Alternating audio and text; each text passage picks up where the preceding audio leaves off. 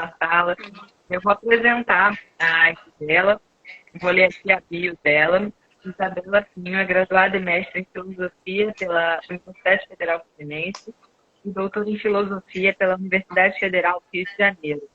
E pesquisadora, visitante na Universidade de Munique e nos arquivos Walter Benjamin, em Berlim. Autora de Tagarelar, Itinerários entre a Linguagem e Feminino e co-organizadora do Agambiarra, escritos sobre a filosofia de Jorge Agamben. Oferece curso de extensão de Filosofia e Literatura na PUC-Rio. Esse aqui foi o mini currículo aqui da Isabela Pinho. Quero lembrar a todos também que esse vídeo vai ficar depois disponível no YouTube, também no podcast. Então, sempre que vocês quiserem ouvir, se quiser mandar para um amigo, se achou legal o papo, vai estar disponível nessas outras redes também. Bem, Isabela, queria que você se apresentasse aqui para a gente. A gente ficou muito feliz de fazer esse convite também por conta do curso, né, do Grupo Filosofia do Agora.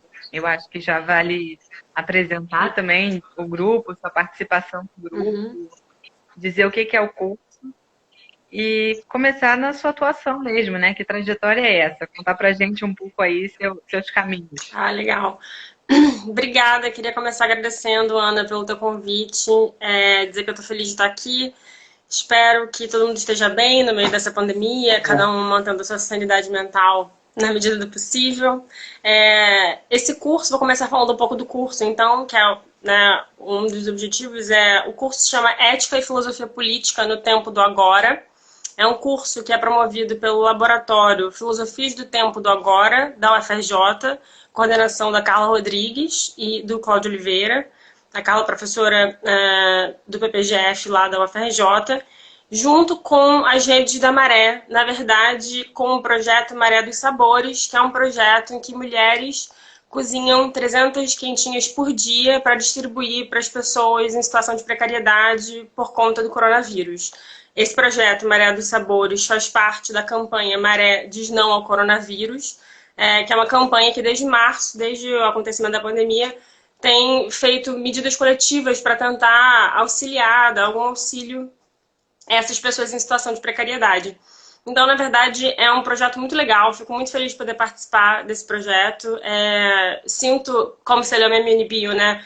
Toda a minha formação foi na universidade pública, então, para mim, é uma honra, de fato, é um retorno, né, do investimento público para o público.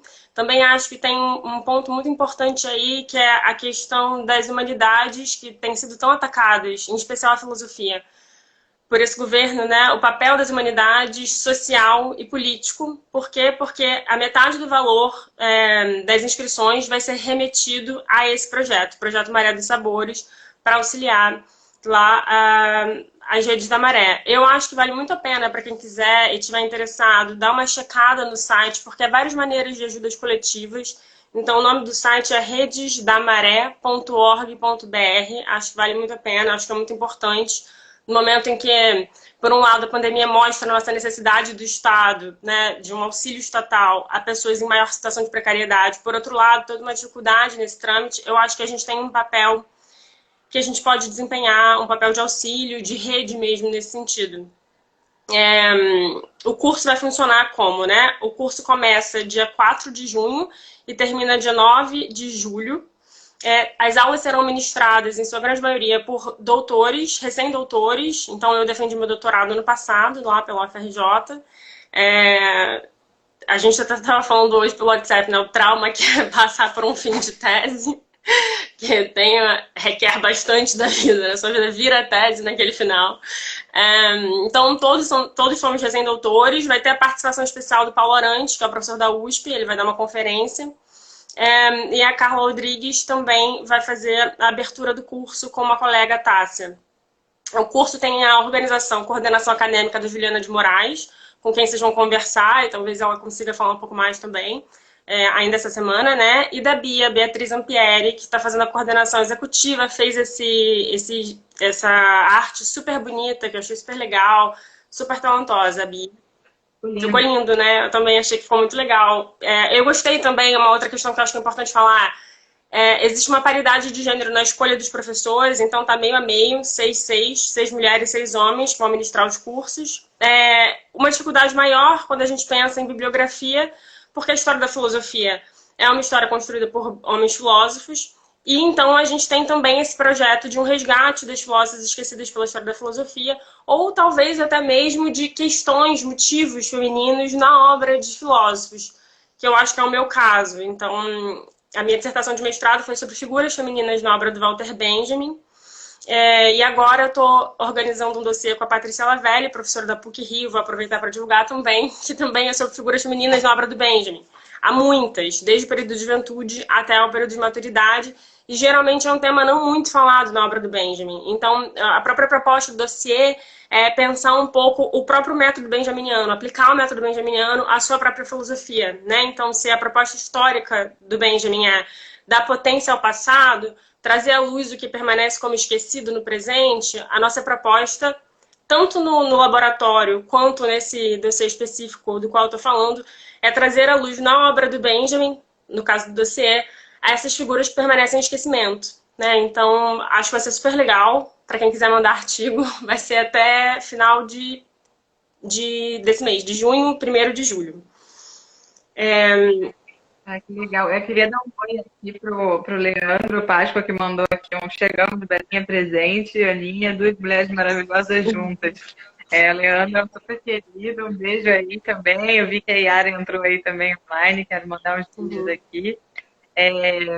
Quero aproveitar também para dizer que você comentou sobre a Carla Rodrigues, né, que está organizando o curso, que citou o Paulo Arantes, que são duas pessoas que estão na nossa coleção, Cadernos Ultramares. Então, quem está aí assistindo, se quiser conhecer a coleção Cadernos Ultramares da Revistas de Cultura, é uma coleção super legal, que tem aí vários pensadores brasileiros, Sueli Ronick, Luísa Buarque de Holanda, enfim, uma gama de autores, Maria Rita Kell. Hoje de manhã a gente também conversou com o Renato Rezende, que está fazendo um livro junto com a Juliana de Moraes, que é a coordenadora do curso. Então tem muita coisa legal acontecendo, né? Voltando aí, você já contou bastante coisa pra gente sobre o curso, sobre essa história da Rede da Maré, que é lindo, muito lindo esse projeto. Eu queria saber contigo como é que foi assim, esse início, como é que você soube assim, como é que foi do curso, né? Como é que você começou a participar disso, esse interesse, como é que está essa relação com a Rede da Maré? E eu até perguntei sobre sua trajetória, mas como essa história do curso foi tão interessante, eu acho que a gente podia aprofundar um pouquinho antes de entrar mesmo na sua trajetória. E na questão do Benjamin, que eu acho que é muito legal também saber o que você vai... sobre o que vão ser suas aulas no curso. Acho que seriam as 3 perguntas juntas aqui. Então, na verdade, esse contato com as Redes da Maré foi super tá super no início, na verdade, deu certo, assim, a ideia surgiu na semana passada, como inspiração, na verdade, num curso sobre mulheres pensadoras, feministas pensadoras, que foi dado online.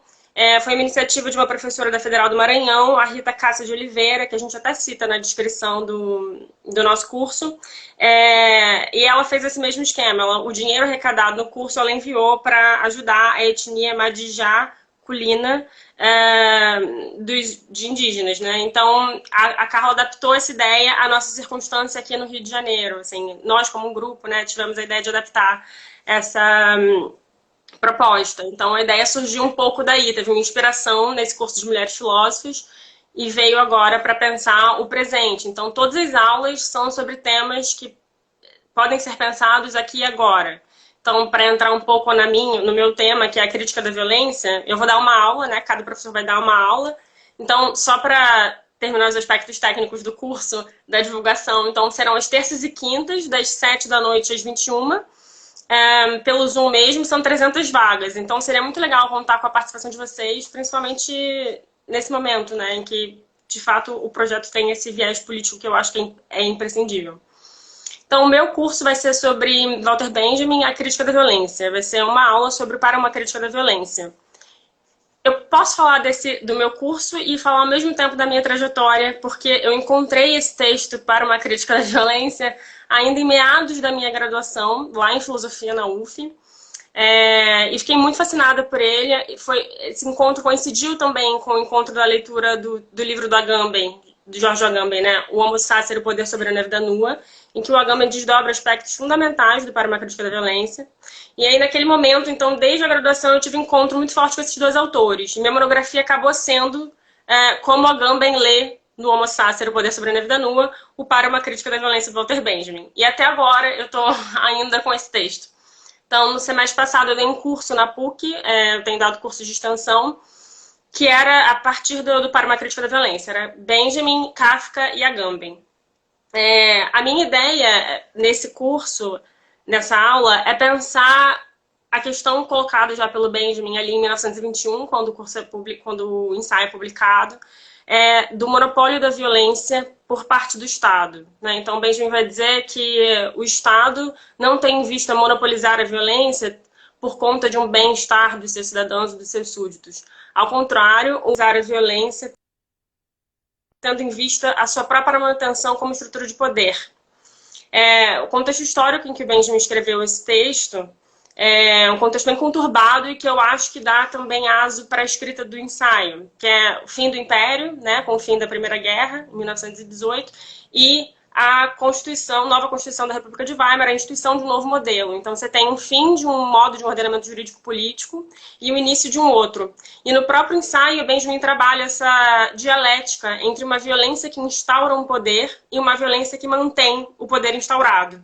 Então, o Benjamin vai tentar pensar a crítica aí, não no sentido que a gente, no senso comum, poderia ter, né, de uma crítica, né, daria a entender que esse ensaio para uma crítica da violência é um ensaio pacifista.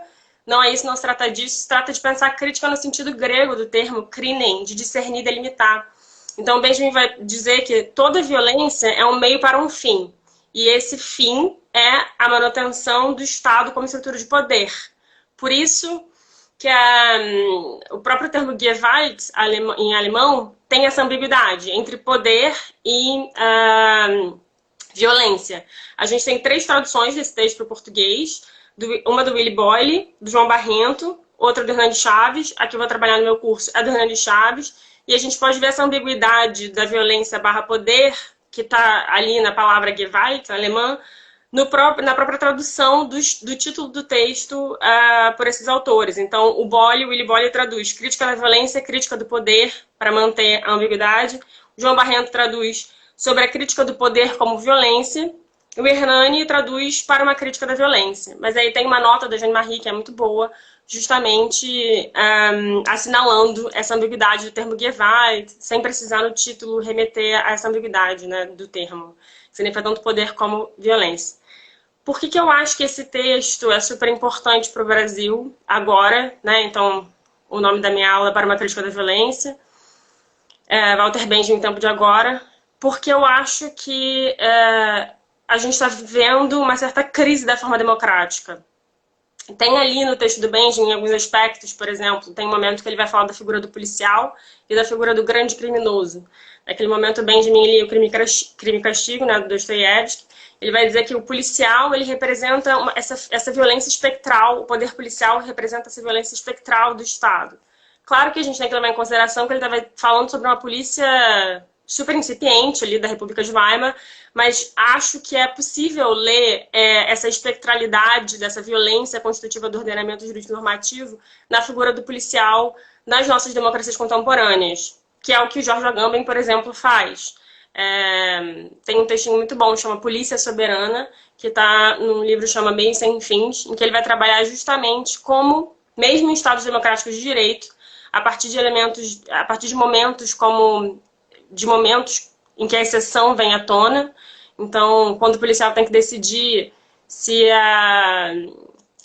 a furadeira que o sujeito está usando numa comunidade é uma arma ou não, ele atira. E a gente sabe que se ele tivesse no Leblon, ele não atiraria, né? Então, existe ali a própria nomenclatura da guerra contra as drogas traz um pouco esse elemento de o Estado precisa retomar os seus territórios, né? Porque a comunidade pode funcionar um pouco como esse lugar meio dentro e fora do Estado, do ordenamento. Porque situações de exceção são muito mais comuns ali onde o Estado não chega. Chega com violência, não consegue chegar com creche, com educação, né? Então, Eu acho que esse texto é fundamental ainda hoje para pensar democracia e crise. Também vou adiantar uma divulgação do curso que eu estou dando esse semestre, que é uma continuação do curso do semestre passado. Então, agora, o nome do curso é Democracia e Crise mesmo, Perspectivas Filosófico-Literárias, que é a partir do Agamben, é uma entrada no Homo Sacer, e do Crime e Castigo, para pensar lá o crime do Raskolnikov, aquela culpa que ele tem, e ao mesmo tempo é ambígua, enfim. Nossa, assunto muito atual. Queria dar oi aí para Carla Rodrigues também, que entrou aí, está assistindo a gente, a Érica também. Tudo bom, pessoal? Eu queria saber também sobre como que foi assim essa sua experiência em Munique e nos arquivos do Walter Benjamin. Há quanto tempo você tem essa relação com o Walter Benjamin? Assim, há quanto tempo existe esse seu interesse profundo aí na obra dele? O quão fundo você foi? E por que o tema violência que te puxou tanto? Quando, assim, esse é o tema que mais te interessa mesmo, Benjamin? Por que é esse tema? O Benjamin fala de um leque aí de diversas coisas, inclusive vocês falam, né, do filosofia do agora. Uhum. O Benjamin fala muito sobre tempo também, Uhum. assim como o Agamben.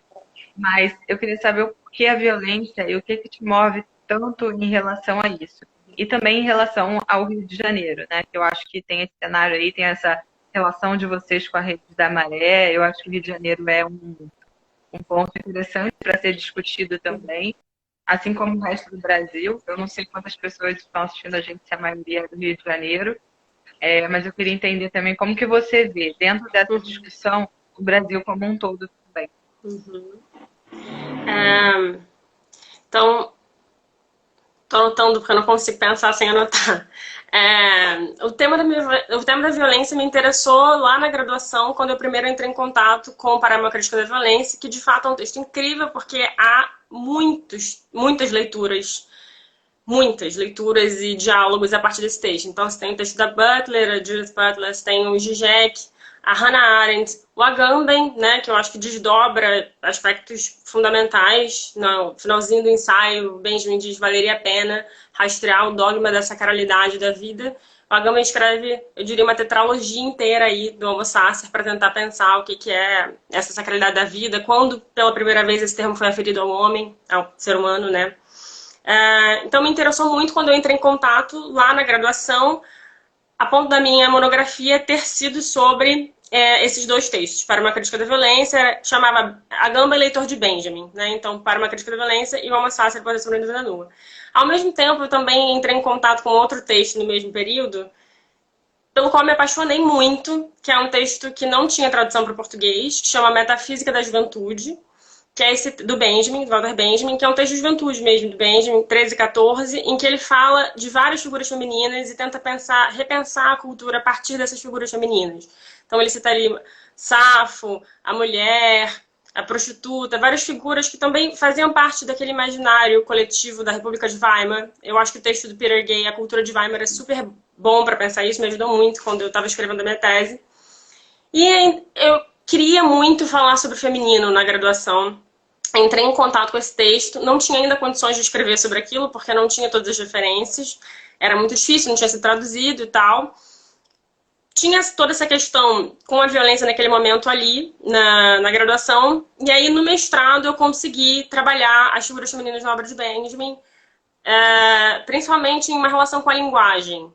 Então, o mestrado chama O Feminino como Médium da Linguagem. Então, Benjamin pretende repensar a cultura e a linguagem a partir de algumas figuras femininas. Ele teve uma influência de um neocantiano, chama o Heinrich Rickert, de quem ele foi aluno em 1913, que pensava feminino e masculino como esferas de valores, esferas axiológicas. E o Benjamin adapta isso nesse textinho, nesse ensaio. Naquele momento, mais ou menos, acho que por volta de 2013, eu tive um encontro com a Patrícia, né, a Patrícia Lavelli, que acabou sendo a minha orientadora, porque ela me trouxe todas essas referências, ela organizou o Cahiers de Lerner de Walter Benjamin na França, trouxe todas essas referências do Rickert e tal, então eu consegui escrever sobre essa relação entre linguagem feminina no Benjamin. E aí a minha tese, que chama Tagarelar, né, Schwätzen, Itinerários entre Linguagem e Feminino, é uma continuação dessa questão que eu não consegui fechar. Só que aí a questão se tornou mais abrangente. A minha tese acabou sendo uma tese temática, porque eu pensei linguagem feminina a partir de 3 autores, do George Agamben, do Walter Benjamin e do Jacques Lacan, que foi uma peça fundamental para pensar a relação entre linguagem e feminino, porque em Lacan é evidente, o ponto, diferença sexual é o ponto de partida, né, da psicanálise e tal. Para chegar nos arquivos de Walter Benjamin, foi muito importante a minha pesquisa na Alemanha, porque lá eu fiz a tradução do texto A Metafísica da Juventude, que é uma tradução inédita, porque ainda não tem publicação em português. Vai ser publicada uma parte dela nesse dossiê Femininas na Obra de Benjamin, e na minha tese também, que está no prelo, né? Então, esse ano ela vai sair. Eu fiz essa tradução com a supervisão do que era meu professor da Universidade de Munique. Então, ter trabalhado nos arquivos, ter feito essa imersão grande, né, no Benjamin e também na psicanálise foi imprescindível para a pesquisa. Eu acho que o encontro com a psicanálise de alguma maneira também se fortificou ainda mais lá. Você está me vendo bem? Porque você está um pouco embaçada. Não sei se é a minha conexão ou a sua. A minha câmera tá tranquila aqui, eu tô vendo, ouvindo bem. Pessoal, também, se tiver aí com alguma falha de conexão, avisa pra gente aí no chat. Muito interessante tudo isso que você está comentando, né? Essa relação. E a relação da violência, né? Você comentou aí rapidamente sobre isso. O que te fascinou exatamente nesse estudo da violência e como que você vê isso no Brasil hoje?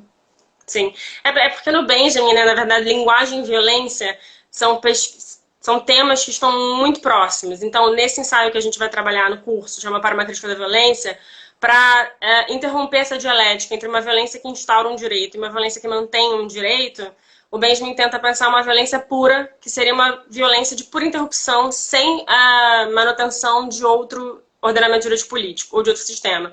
E essa violência pura corresponde à língua pura, sobre a qual ele escreve no ensaio de 16, sobre a linguagem geral e sobre a linguagem humana, mas também volta isso na tarefa do tradutor e depois em 33 nas notas sobre Bisa.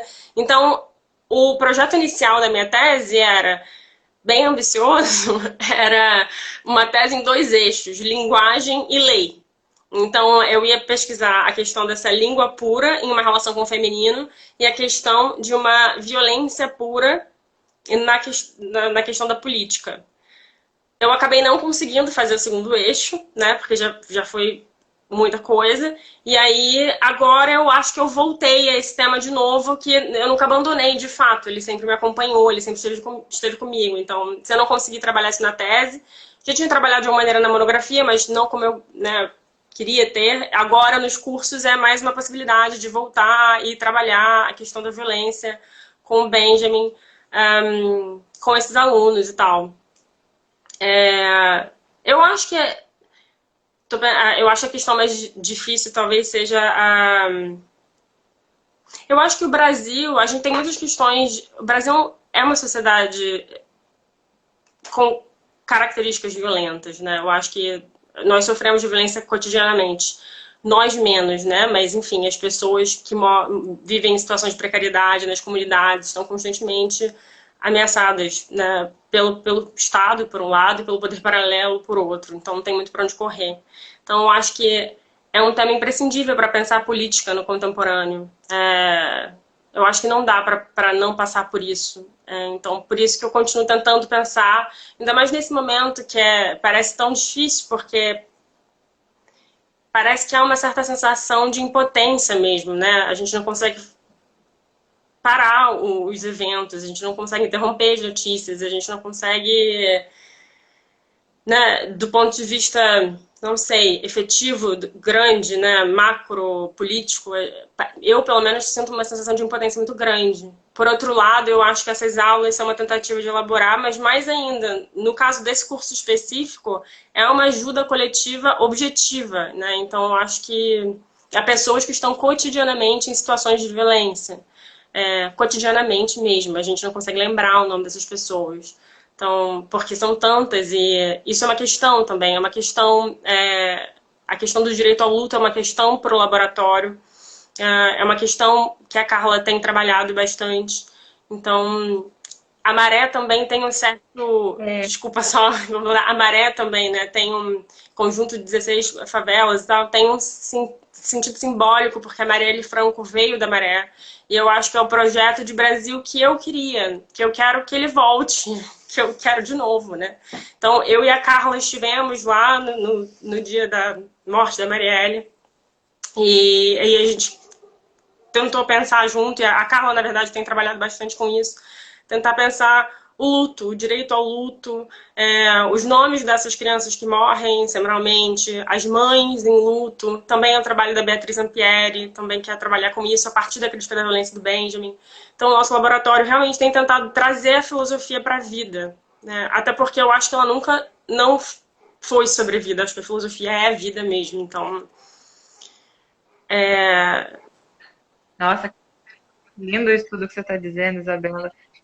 Eu queria saber mais, assim, eu acho que quem está assistindo também, como que é o laboratório, como que funciona e como que é essa parceria com a rede. Você comentou agora, né, esse momento realmente muito emocionante, mas que eu acho que vale a pena a gente comentar.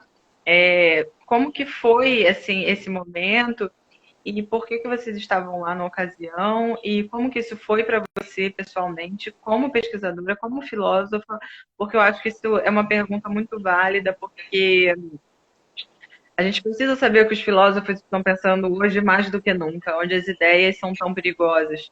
Então, assim, eu queria realmente saber como que funciona o trabalho do laboratório, você contasse isso pra gente, e como que foi esse dia que você estava lá, e como que foi a sua reação como filósofo. Uhum. É... Tá, então o laboratório é um trabalho coletivo que eu acho que foi nomeado agora. É recente. Na verdade, ele vem. Existe um outro laboratório que se chamava Escritas, Filosofia e Gênero, Filosofia, Psicanálise e Gênero, do qual eu também fazia parte. Esse laboratório virou Filosofia do Tempo do Agora porque a ideia foi aumentar o campo. Então, a gente tem vários núcleos dentro do laboratório. Tem o site do laboratório, que eu posso passar depois, o link. Então, tem vários núcleos. Tem o núcleo Walter Benjamin, tem um núcleo de psicanálise, tem o núcleo da questão do feminino, tem o núcleo de Jorge Agamben, tem vários núcleos, são várias frentes. É um trabalho coletivo de muitos, muitos e muitas mesmo de nós. E o Encontro com a Maré foi intermediado pela Bia, se eu não me engano, e pela Juliana. Elas entraram em contato e o que é incrível foi como foi rápido. Então a ideia surgiu na semana passada e a gente já está conseguindo fazer. Eu espero que as 300 vagas sejam preenchidas e que a gente consiga arrecadar esse dinheiro. É incrível mesmo, né? Eu acho que nesse momento em que o isolamento, pelo menos para mim, começa a pesar mais, fazer parte de iniciativas como essa dão um certo sentido, né? Porque não é só mais só a sua vida, você não está tão isolado assim, né? Então, a possibilidade de encontro com o outro é uma coisa que eu tenho visto nesse curso que eu tenho dado também, que tem sido super legal, funcionado super bem. As pessoas querem falar, elas querem tentar elaborar o presente, pensar o presente. Eu também acho que a filosofia é mais necessária que nunca. Agora, pensar criticamente o presente é imprescindível. Então, foi assim, o dia do assassinato da Marielle, uma amiga que eu acho que está até ouvindo, que é a Ana, me mandou uma mensagem de madrugada. Eu estava no desespero de tese, né? Foi 2018. E eu lembro que choveu muito, teve trovoada. Eu acordei, eu acho, com a chuva e com a mensagem da Aninha falando: caramba, mataram a Marielle. E aí no dia seguinte já falei com a Carla, tava super enrolada com a escrita, mas aí eu falei: não, eu vou, porque em alguns momentos a gente precisa ir para as ruas, né? Precisa viver aquele momento político em conjunto, porque eu acho que isso é um elemento importante. A figura simbólica que a Marielle é para o Brasil, né? É uma coisa incrível. Uma menina que veio da Maré, fez a PUC, doutora, entrou, tinha aquela força, não chegou a completar um ano e foi assassinada. Então, simbolicamente, ela representava muito, e isso ficou muito evidente, eu acho, no dia da manifestação, que foi super triste. Foi super triste, ao mesmo tempo muito bonito.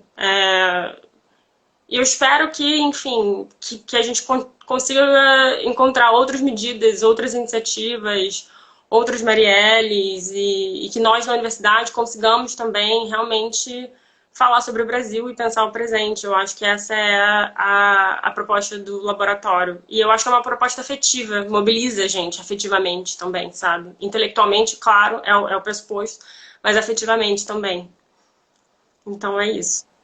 Isabela, a gente está recebendo muitos comentários aqui.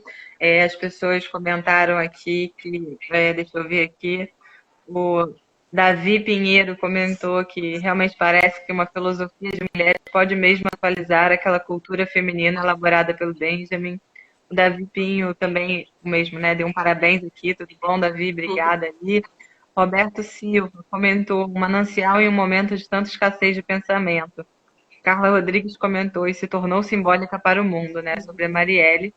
E comentaram também Marielle presente aqui, porque realmente isso é um tema muito forte. Hoje, mais cedo, na live que a gente teve com o Renato Rezende, ele comentou sobre esse livro que ele está escrevendo com a Juliana, chamado sobre trauma, né? E você comentou agora sobre o luto. Como você comentou aí sobre essa questão do Lacan, da psicanálise, da filosofia, eu queria saber também o que você pensa sobre esse momento social, assim, de um trauma, de um luto social, junto com o que a gente viveu da Marielle, seguido do que a gente está vivendo com esse governo, junto com uma pandemia. Tô fazendo uma pergunta complexa aqui, que dá para ir por vários campos, né? Mas eu queria saber, assim, o que você pensa um pouco a respeito do trauma e do luto social. E eu quero ler também o comentário aqui da Érica, que está falando, quero muito saber mais do curso. Então, eu vou te fazer essa pergunta, né, sobre o trauma e o luto, e te pedir para puxar aí de novo para comentar também do curso. Vou fazer uma referência a um texto que eu amo da Carla, um textinho pequeno que ela publicou naquele blog Medium, né? Que eu acho que chama Notas sobre o Trauma. Eu acho que é isso. Que é sobre e a gente conversou sobre isso muitas vezes também. Que é sobre a relação entre trauma e luto, mas também é sobre como em momentos de suspensão da normalidade, por evidente, o elemento, digamos, o real do corpo, para usar uma expressão do Lacan, o fato de que a gente vai morrer, a angústia de morte, vem à tona. Né? Então, ela, nesse texto, ela faz uma relação entre a doença, a experiência dela da doença do marido, quando estava em estágio terminal de câncer, e o momento atual da pandemia. E conversando sobre isso,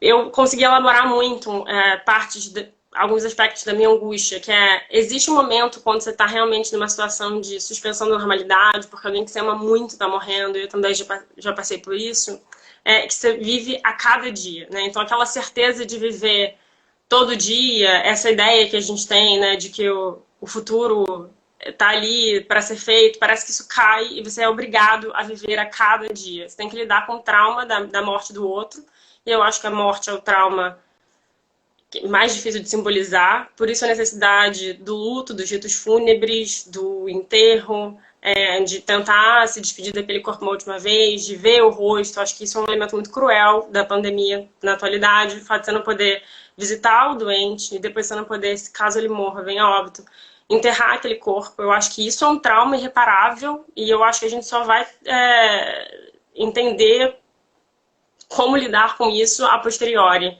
Eu acho que agora é muito difícil. Mas é isso, a situação das pessoas em Manaus, eu estava lendo algumas notícias e tal, das pessoas abrindo o caixão à força, porque realmente é muito difícil. A morte é um trauma insimbolizável, né? É aquilo, um cadáver é o real do corpo. E não poder cobrir com palavras, com cerimônias, com homenagens, que é o que a gente faz durante um funeral, aquele corpo, né? Ter que enterrar numa vala comum. Eu acho, honestamente, que isso é um trauma que eu acho que está para ser pensado, elaborado. Eu acho que vários aspectos da pandemia a gente ainda vai elaborar posteriormente. Eu acho que agora é difícil de dar uma resposta, né, nesse sentido. Mas eu acho que, de alguma maneira, a pandemia trouxe um pouco essa experiência do hospital, né? Dessa experiência do hospital e da pessoa que você ama morrendo, que é um trauma insimbolizável.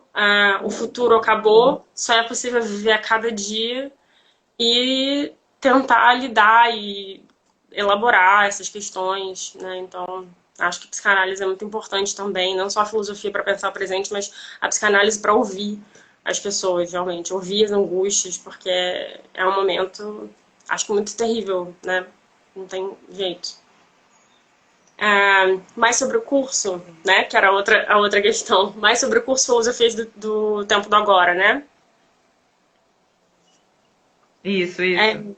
Que a Erika perguntou aqui, e eu acho que mais gente também está querendo saber sobre como que funciona a estrutura, né? A gente publicou para quem quiser saber mais também aí o flyer do uhum, curso. Teve até pessoas comentando aí pedindo para se inscrever, a gente respondeu lá, mandou o link.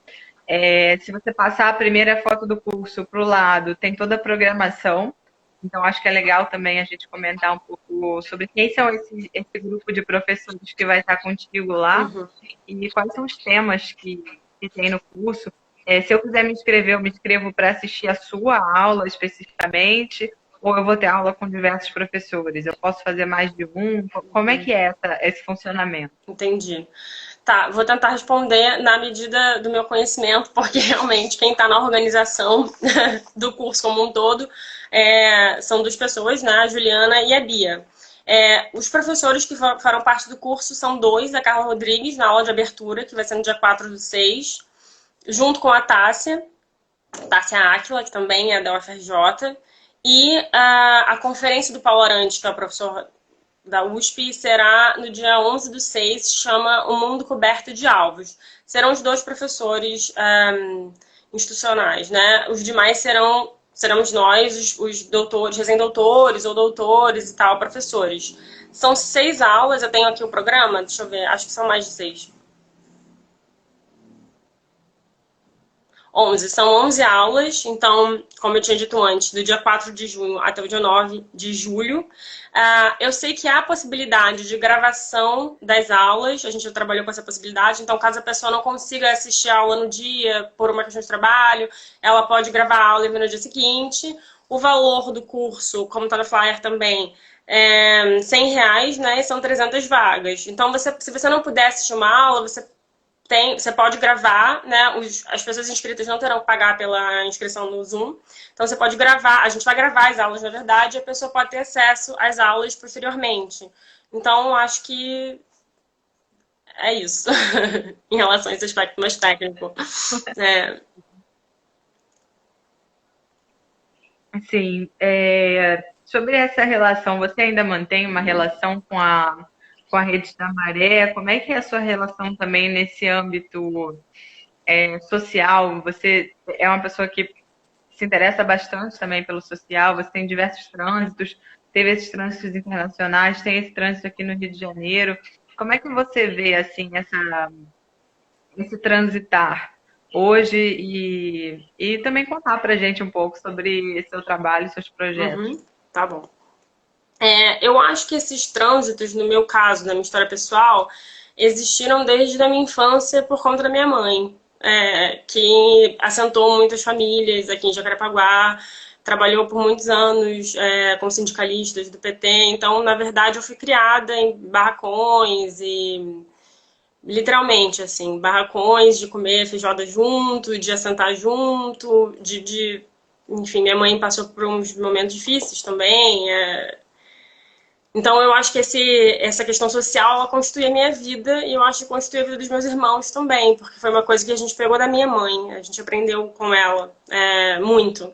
E a entrada na universidade e no pensamento, né, na universidade, eu quero dizer, na imersão radical de pensamento que requer um mestrado, uma tese de doutorado, tem um momento que você tem que se isolar do mundo, porque você precisa escrever. Eu acho que esse isolamento não é nunca total, então você está sempre em contato. Eu dei aula em escola pública durante algum tempo, antes de ir para a Alemanha, e foi um encontro muito importante para mim também, porque foi um contato outro com a filosofia, foi uma outra lida com a filosofia. Foi muito legal isso. De ver o choque dos alunos com alguém que, sei lá, não acreditava em Deus, sabe? Coisas bobas assim, mas que você vê que assim, tem um efeito na vida das pessoas muito radical. Então, eu sempre tive uma relação. Com as redes da maré, eu realmente não tenho uma relação ainda. A gente acabou de estabelecer, quer dizer, tenho essa, a gente acabou de estabelecer essa relação em conjunto com o laboratório. E eu espero que sejam muitas outras também. Inclusive, tem a Casa das Mulheres da Maré, que faz parte da rede da ONG, né, Redes da Maré, que trabalha com questões de gênero, na verdade trabalha capacitando mulheres para a independência financeira. Então tem vários cursos de costureira e tal, enfim, estava lendo mais sobre isso, a gente está lendo mais, entrando mais em contato, mas eu acho que pode ser o início de uma parceria ótima, assim, a ser continuada. Então, se dá para pensar que existe alguma coisa boa da pandemia, são essas iniciativas, né? Que talvez em outro momento a gente não tivesse pensado. Algumas coisas podem surgir. É, é muito interessante, né? Porque, na verdade, eu estava pensando isso esses dias. A pandemia parece, né? De início já pareceu para a gente ser um isolamento, né? Nossa, vamos ficar isolados. Mas graças aí à internet, a gente parece que a contrapartida do coletivo ficou mais forte, né? A gente consegue se conectar com mais gente, fazer mais redes, estar em contato com muitas pessoas, né? A gente consegue estar aqui conversando hoje com tanta gente assistindo a gente. Então, eu espero também que, por outro lado, apesar de todos os pesares que a gente está tendo com essa pandemia, a gente consiga ter algum coletivo, algum senso de coletividade mais despertado, né? A gente já teve um Brasil aí em algum momento que era conhecido por ser um Brasil solidário, Uhum. e a gente às vezes nem acredita no momento que a gente está vivendo hoje. Uhum. Eu acho muito interessante assim essa questão. E queria saber com você também como é que está sendo assim. Existe alguma relação sua? A pandemia está te fazendo ler mais? Ela tá te você está se sentindo sozinha? Agora eu estou fazendo uma pergunta também um pouco mais pessoal Uhum. aí. Como é que está sendo essa quarentena nesses aspectos aí? Eu acho que eu tenho trabalhado muito mais, talvez, na pandemia, com todas essas iniciativas, então estou em muitos projetos. Eu estou dando esses cursos, né? Esse curso na PUC chama Democracia e Crise, perspectivas filosófico-literárias, está sendo ótimo também. Tenho vários planos, então o livro que vai ser publicado, a minha tese, né, Tagarelar, o dossiê sobre figuras femininas do Benjamin, então estou com várias entradas, está sendo bom, por um lado. Por outro lado, às vezes a gente parece que fica mais cansado, porque vai acumulando mais tarefas também, e é sempre esse mundo rodeado de telas. Na verdade, essa minha conversa hoje com você é totalmente um sintoma da pandemia na minha vida, porque eu não tinha nenhuma rede social. Eu fiz hoje um Instagram. E é interessante, porque até o curso, sei lá, se em janeiro me dissessem que eu teria que dar que eu daria um curso online, eu não me imaginaria dando um curso online. Eu acho que a sala de aula é muito importante, eu acho que é um outro contato, outro encontro, mas não me imaginaria que poderia dar certo. E é incrível que com todas as questões que, enfim, estão aí também sobre a questão do ensino à distância, enfim, né, que a gente tem que pensar, pode funcionar. Não naquele formato de sala de aula e tal, mas funciona também. Então, é isso, estou fazendo uma live. Eu acho que não existe maior sintoma da pandemia na minha vida do que. E é isso, dá super certo, é legal. Acho que a gente também, numa perspectiva um pouco mais positiva, talvez mais otimista, tem que savoir-faire, né? Saber lidar com as questões, elaborar, lidar de outra maneira, né? Para não cair num isolamento dentro do isolamento, né? Um isolamento de solidão, de depressão. É, tem um texto da Butler sobre o coronavírus, que é. Eu esqueci o nome, eu acho que é Coronavírus e os Fins do Capitalismo, algo nesse sentido, que é muito bom, gosto muito, porque também é uma perspectiva mais otimista, se a gente comparar com as leituras que o George Agamben tem feito sobre o coronavírus. É, e em algum momento do texto tem uma. Oi, Eu perdão. Não, é que eu ia só complementar também, que eu não sei se você viu o texto da Paulo Beatriz Preciato também, agora sobre esse momento da pandemia, que eu acho que tem tudo a ver Uhum. também. Mas pode concluir, Não, é concluir o que maravilhoso você esse está texto, dizendo. apreciado. Eu gostei muito desse texto. É, esqueci o nome também, mas eu gostei muito. Eu escrevi um artigo sobre o coronavírus a partir de algumas leituras, né? A partir daquele controverso das Agamben, a invenção de uma epidemia, mas cotejando as leituras do Preciado, da Butler, e principalmente também do sul-coreano Han.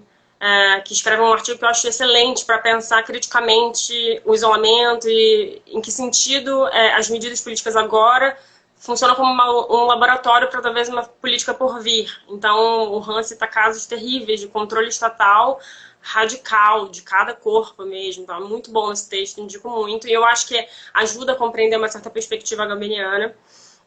Mas eu até termino esse meu texto, que eu até gosto bastante desse texto. É bom quando você gosta de uma coisa que você escreve, né? Que é com a Butler.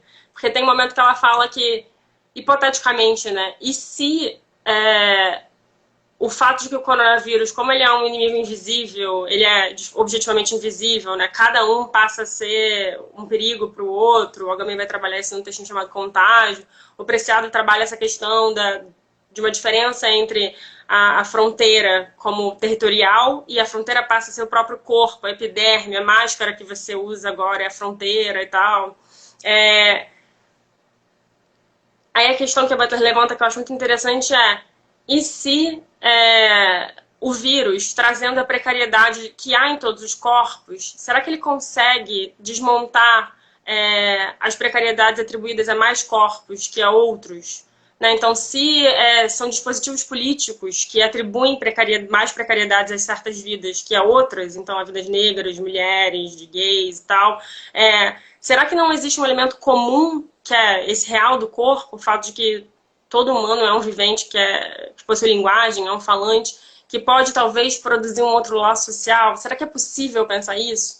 Então, eu acho que é uma questão que a Agamben pensa nesse livro que chama Comunidade que Vem, a possibilidade de uma organização social, de um laço social, não mais a partir das identificações historicamente produzidas, mas a partir do fato de que somos todos falantes, então estamos todos, do ponto de partida, em uma posição comum de precariedade, para além dos dispositivos que atribuem essas precariedades.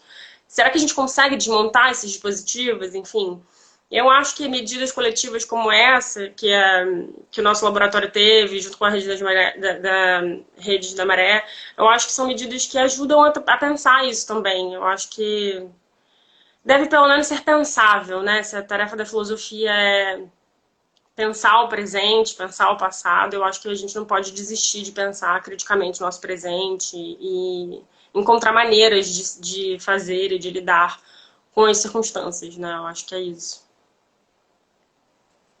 Isabela, eu acho que essa conversa está sendo muito boa. Pena que a gente está chegando aqui já a 1 hora, já são quase 9 horas, e a live ela se encerra daqui a pouquinho aqui, né?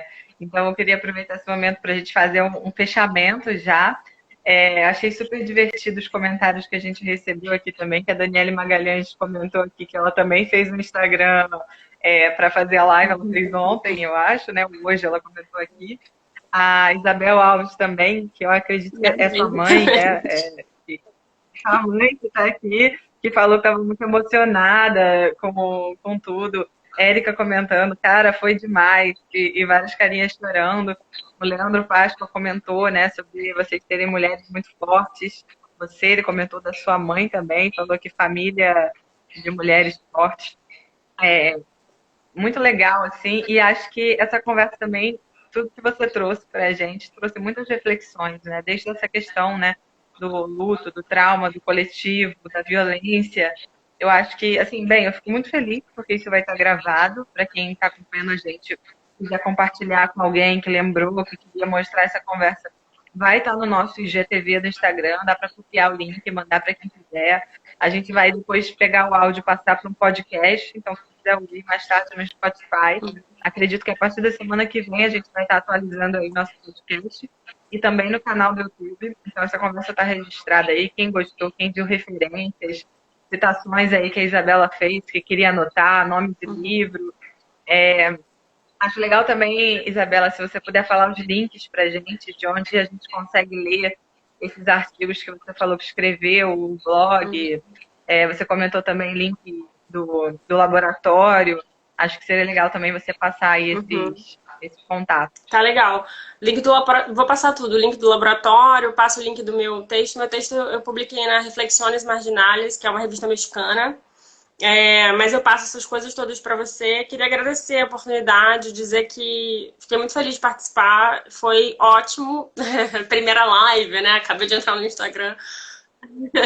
Adorei, adorei a conversa. Muito obrigada. Espero que a gente coletivamente consiga continuar trabalhando. É isso, trabalho coletivo.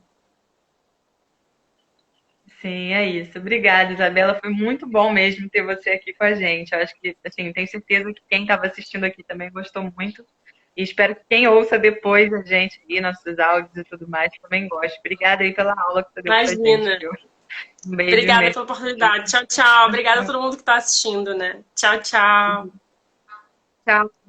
Obrigada, pessoal. Amanhã tem live com Daniele Magalhães às 20 horas, viu? Não percam. Ela também é professora aí do curso e vai ser uma conversa muito boa, tenho certeza. Um beijo para todo mundo aí, boa noite para Beijo, você. boa noite. Tchau, tchau.